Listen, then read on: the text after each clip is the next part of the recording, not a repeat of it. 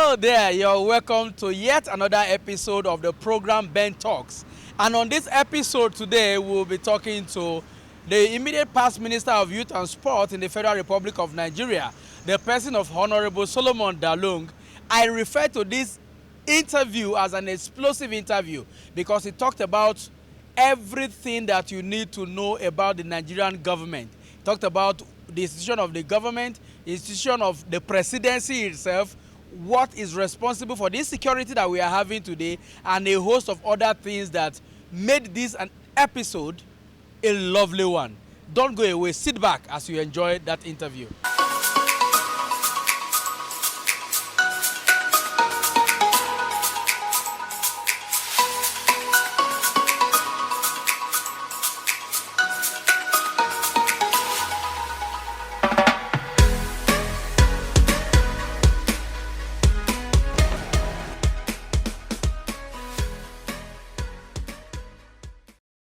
My name is Solomon Dalung.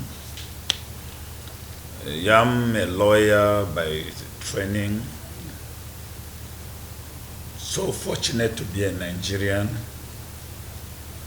Very lucky to be from Plateau State. Gloriously from Langtang South local government of Plateau State. The immediate past Minister of Youth and Sports Development, Federal Republic of Nigeria, by the grace of God. So fortunate to be a Nigerian, what would necessitate that kind of a statement from you, sir? No, I said fortunately. Okay. Fortunately. Okay. I am a Nigerian. Okay. That's proudly a Nigerian. Okay. A Nigerian. Okay. And always a Nigerian. A Nigerian. And then given the opportunity in the world to come, I would still prefer to be a Nigerian angel. Okay, sir. Thank you very much. Let's start from here. What is a lawyer doing in politics? Lawyers are the social engineers of politics. Historically, they have been instrumental to redefining social engineering and bringing positive changes in societies. People like Karl Marx, people like Lenin, people like Nelson Mandela, and of all these great revolutionaries, they were lawyers by training because they possessed the social consciousness of effecting change and also armed with the knowledge of the law. So in organizing a revolution, in organizing changes in a society, they know how to circumvent the law because they are armed with the law. So lawyers are the best politicians in human history. It might not be too common here in Africa, but they stand tall. I still remember Gani Fahewemi, one of the best Nigerian brains and one of the greatest revolutionary. And he was a lawyer. Fela Anikulapo Kuti wasn't a lawyer, but he was a great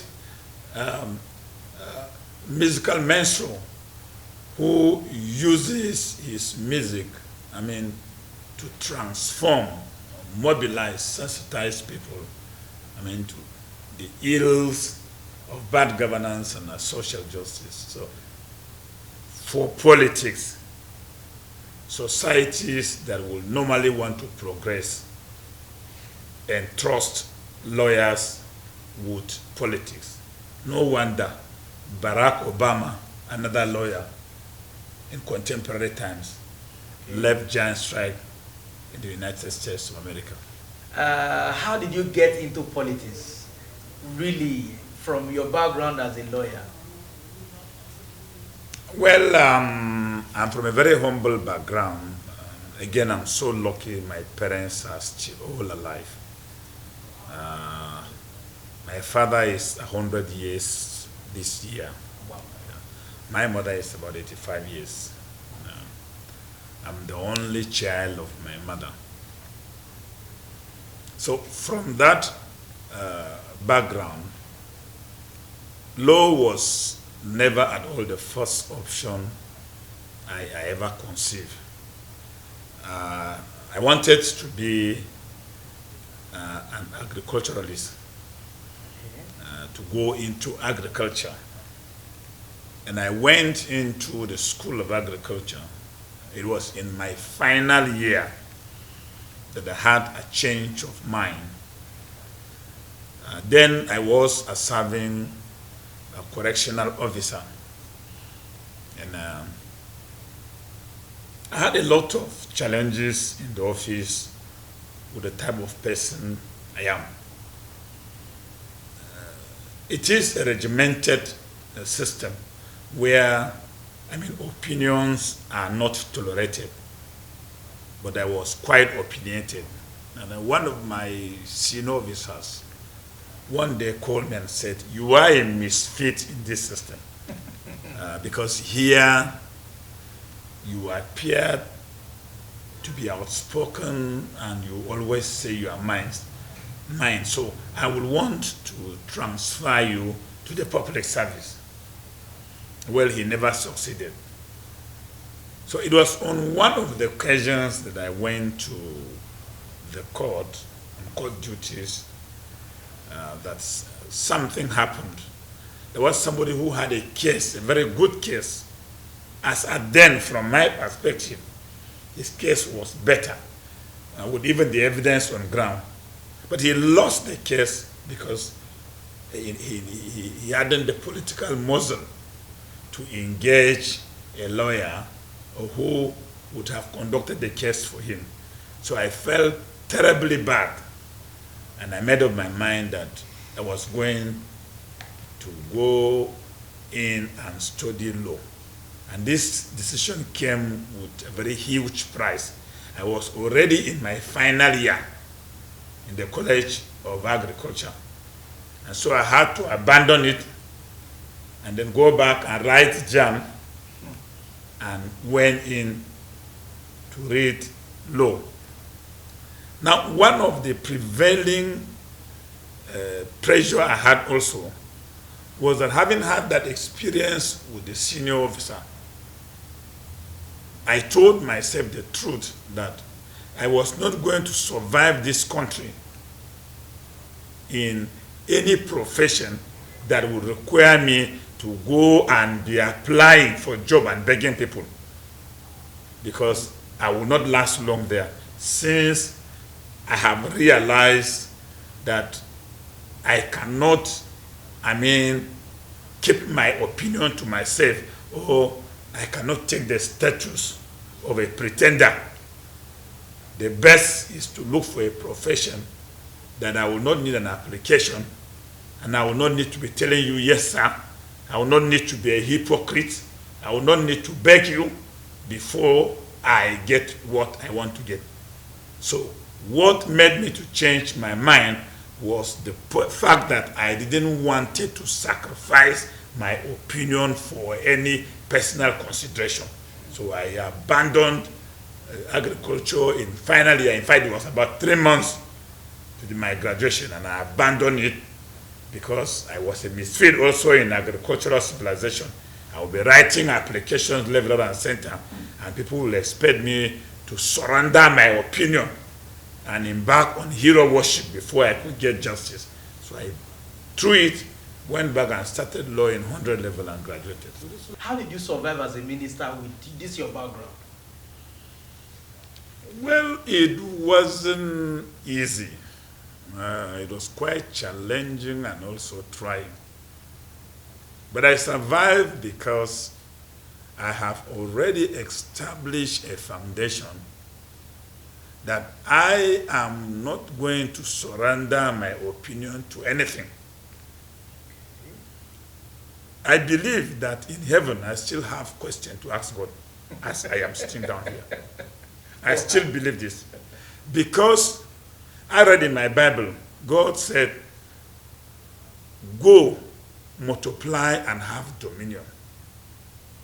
That was the instruction he gave Adam. We have not multiplied, we have not taken dominion. He had a quarrel with the devil, Lucifer, in heaven. Instead of arresting him and sending him to that bottomless pit, the prison, before the day of judgment, he sent him down here. And so if he's going to set up his throne of judgment on the final day, will God be fair to us to ask us question why we disobey him? When he knew... When he would have done the needful initially. So this is how I think. How strong you are. Yeah, so I feel that it wasn't easy anyway, but like you know, I will not fear to tell anybody born of a woman how I feel. Even if it takes, even if it requires sacrificing my life, I will do that. But I will die with my opinion as the last thing I will say. So in government, yeah, you have a system, you have ways of communication. But government too has provision for you to express yourself within the system. As a member of the cabinet, that's a cabinet meeting. And so if you strongly feel about an issue, you can express it. President Muhammadu Buhari, to be very fair to him, he is somebody that the other aspect of him is not quite known to Nigerians. I know the president closely, and I know him closely before he became a president. And one thing I know about him is that he has very good listening ear to whatever you will say. However strong your opinion is, and however it is against him as a person, in as much as what you are saying is right, he will listen to you. He can give you how many hours and listen to you. And he will conclude by accepting that what you say is right. But in expressing your opinion, if you miss the point, the president will not even allow you to go too long. He will stop you there and say, no, what you are saying is not correct. This is what I know of the president. So I had it in cabinet and had it personally times to tell him things I think that we should do them right, things that we have not gotten them properly. I do express that to the president. And there were things that happened in government that I even had to draw his attention in council. These things that happen will not portray this government right. You need to do something. Because as a president, he relies solely on people around him to provide him with the information. He relies on intelligence from the intelligence community being filtered into him. Now, his ability to aggregate and come out with an objective position depends on how he processes the various intelligence communications reports before him. So if these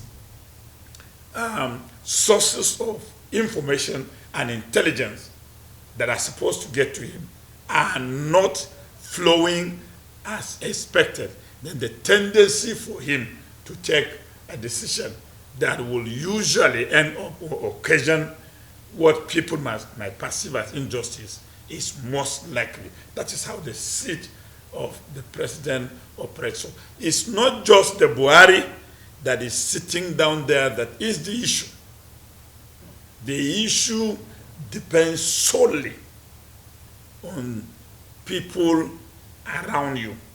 And permit me to point here that, the Nigerian presidency does not provide the conducive and the enabling environment for right leadership.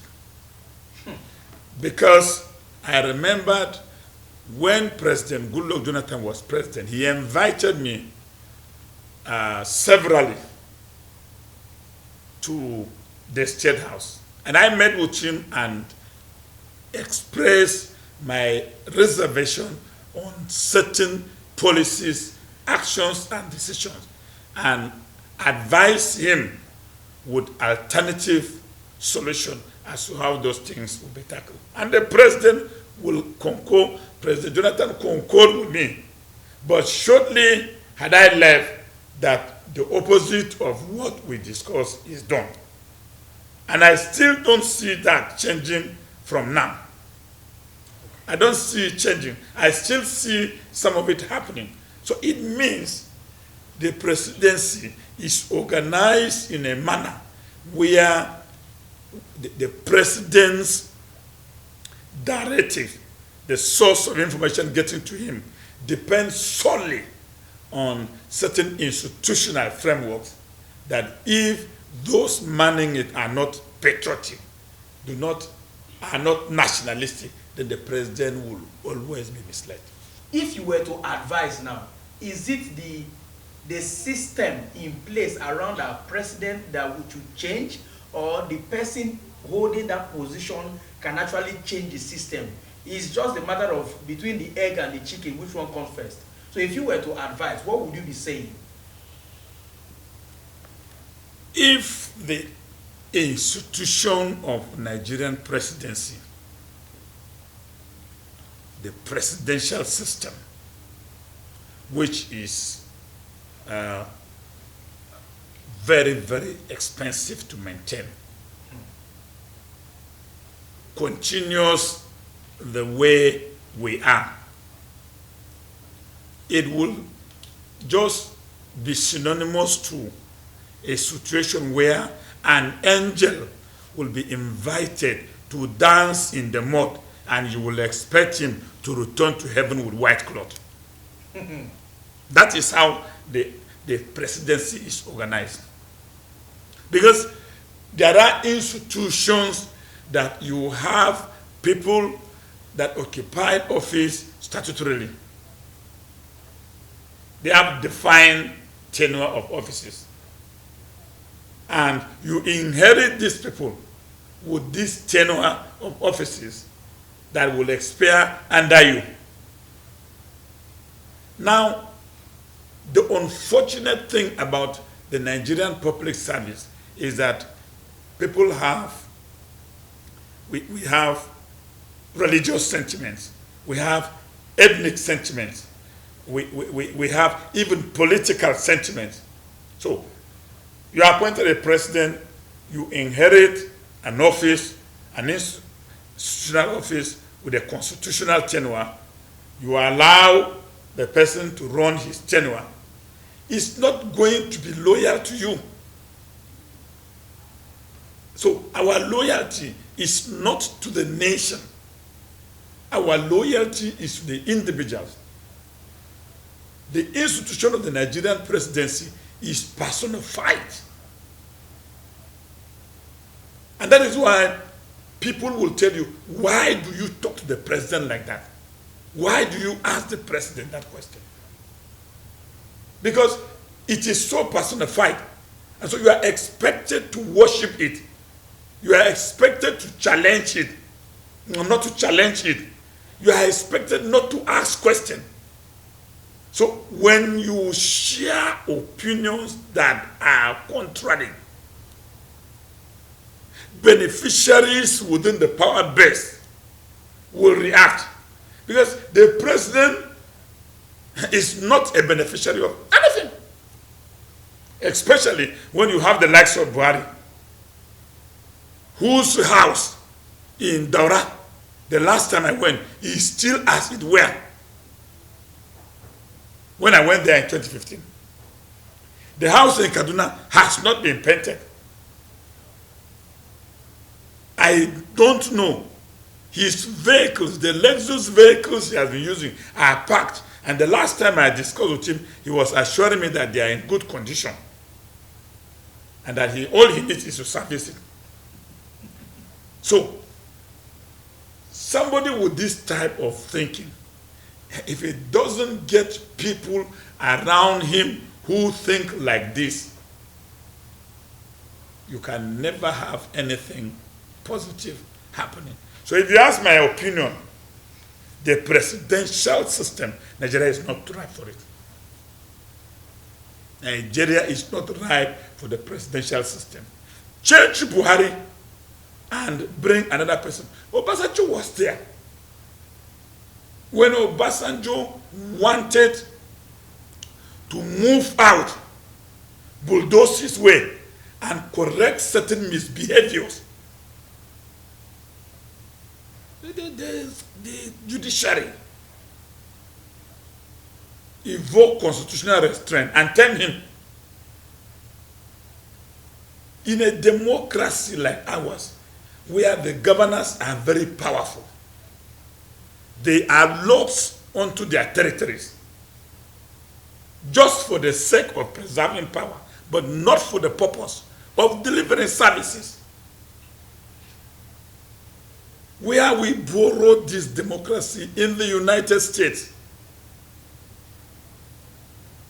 a mayor of a council is responsible for the security of the city. And if there is a threat, you can see how the mayor will exhibit responsible leadership. In Nigeria, the local government system is nowhere to be found. Our local government system is only on the statutory allocation sharing formula. That is where it is from. The state government, which is the federating unit with the central government, had completely gone into comatose. There is no state that can provide security for the capital city. There's none. And the governors are in charge of the resources from the center, the internal generated revenue, royalties paid, in all other sources of taxation allowed by law, but yet they can provide security. And security is paramount to development. So if this federation we are practicing has degenerated to where we are now, let me ask you one simple question. Do you think we are going to elect a magician in 2023? Because elect a good president in 2023, if governors are going to behave the way he is, he's going to fail. President Buhari is under heavy storm, not because he's personally incapacitated or incompetent. No. But the collaborating relationship between the federating unit that will complement the success of a president is not responding positively. So Nigerians, as much as we look at this failure to leadership, why we are blaming Buhari is that he campaigned on integrity. When Nigerians are shouting and attacking the president because he campaigned on integrity, and having won election on integrity, the expectation of the citizens is very, very high. And if the people are not getting anything corresponding to their expectation, of course, they will react wildly. So this is the situation we are dealing with. But the president cannot be the governor of the 36 states. He cannot even be the minister of FCT. So if the minister of FCT, who is the chief security officer that presides over the State Security Council, and the State Security Council is created by the Constitution, and it has a corresponding huge budgetary allocation that is even unaccountable. The governor can spend from 500 million to 1 billion monthly on security. These monies are spent monthly, yet kidnappers, bandits, terrorists, rapists, 419ers, armed robbers, and drug barons flourish in the states and had taken over the society from Nigerians. So there is an adage in Hausa that if there was no blacksmithing, what consumed the charcoal that is used to fuel blacksmith? So if governors today cannot provide security, they should be very, very honest to tell us we have not spent security votes. But security votes are spent, Nigerians are not safe. If a Buhari cannot change the system, don't you think we are doomed as a country? Well, that's my fear. That's my fear. I am one of the imams of change in 2014. But 2014, no. I started campaigning against change in 2009 when President Jonathan was unconstitutionally coronated by the National Assembly as an acting president, thereby launching an unprecedented assault on constitutionalism. That was when I started campaigning against the system and calling for change. APC made me as a one-man riot squad in opposition.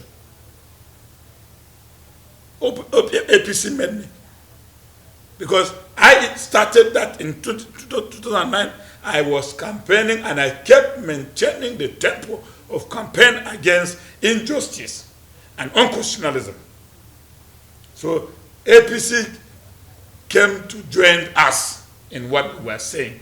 And then we had the words change, which we are trying to change Nigeria. But maybe by 2023, that is when Nigerians will assess us whether we have succeeded in changing Nigeria or not. But now it's too early, even though we have some 2 years to go out of the 8 years that we have been given. But the judgment of whether we have changed Nigeria or not is solely going to be that of Nigerians. There are things we did while we were campaigning, and today we don't seem to be tolerating them, which is also not fair enough. In 2014, I was one of those who went to New York and mobilized people to smoke President Goodluck Jonathan out of the United Nations after his presentation and send him out of that city back to London because we were dissatisfied with his leadership. So today, if people protest against us, I don't feel different because I've done that. So, you know, as a Christian, and I am a God-knowing Christian, I'm not a God-fearing Christian.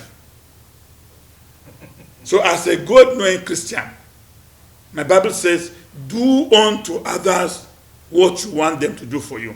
So if today, as Solomon Dalung, if people come and then occupy my house and are demonstrating, I don't feel bad because I've done that before to people in government. So we should not expect it differently. We have taught people how to do certain things. If you look at the demonstrations in 2014, I spearheaded most of them. On the day, the state, National Council of State was going to sit on whether elections was going to hold in 2015 or not. I was the one who mobilized people and blocked the State House and blocked all the members. There are records. So if people block us today, definitely we have to bear and tolerate them. That is democracy. We should not castigate them. No. Because they were in a situation we are, which we might have not understood it the way they had understood it then, and we took certain action. What the beauty of democracy is that leaders should be accommodating and tolerating and try to understand the people. That's all democracy. We are not practicing autocracy. So I think that for the change, the concept of the change and the change we are trying to change this country, it is not us in APC that will tell Nigeria that we have changed Nigeria. No. The scorecard and the scoreboard is not in our hands. It's in the hands of Nigerians. And they are going to checklist it with their ballot in 2023. But of course, we will begin to see the cloud of our performance in 2022 and towards the election. If we have done wonderfully well, we will see. If we have also not done well, we will see. That is what is called democracy. I am a revolutionary Democrat. I'm not a progressive Democrat. I am a revolutionary Democrat. And the philosophy of revolutionary democracy is unique and distinct from progressive democracy. We believe that the society should be changed positively, radically, but based on organized laws. So, if we are determined to do something, we ensure that every effort is mobilized to change that thing, to bring that change. We work around all the obstacles. Now let's come back to what would have been the impediment of the APC. You see, the APC in 2015 had a government that was at war at itself. The president was willing, as a general and a man with an experience, one-time governor of the present-day Northeast Zone, one-time minister of petroleum, meaning he had served in the center with the basic knowledge of the country. He headed the PTF, another central institution of Nigeria, and then elected president. He became head of state, and then elected president. So he had the experience, Nigeria. But in 2015, an arm of the government, which is supposed to complement the effort of government so that we can produce the desired change we anticipated, we were at war at each other for 4 years. I was a minister from 2015 to 2019. There was no year that the budget was passed in less than 5 months. The longest was 7 months. I left office in 2019. The 2019 budget the implementation had not started, because it was passed some few days to the end of the tenure. That was the relationship. For all the number of years I was a minister of youth and sports development, I have never applied for funds and got the funds released to me for a competition, an international competition, or a national competition, earlier than a month to the event. The National Sports Festival, which was hosted in 2018, funds were released to me in 9 days to the festival. The planning and everything, I went out of my way to sort for funds to continue with the plans before money was released and I had to now reimburse. The Olympics in 2016, I borrowed 50 million from a friend to calm Team Nigeria. I traveled to Rio I bought my ticket with my funds. Funds were released for Olympics 4 days into Olympics in Rio. But Nigerians were up and doing and were calling for my head. But of course, that is the price of leadership. So the first 4 years was a rat race situation, an in-house fighting. The executive will send this to the National Assembly. It will not be approved for so many months. Budget will take 7 months. So it will only remain 5 months for the year to end. So how in such a situation would the apostles of change realize their ambition to change Nigeria? I thought that we didn't maybe get it right from the time of organization, because that haphazard relationship that occasioned the first term or first tenure was not necessary, because Nigerians were yearning for change, but we were engulfed in internal political feuding. We'll go for a short break now. When we come back, we'll still be with him, and I can guess that you're enjoying yourself. Don't go away.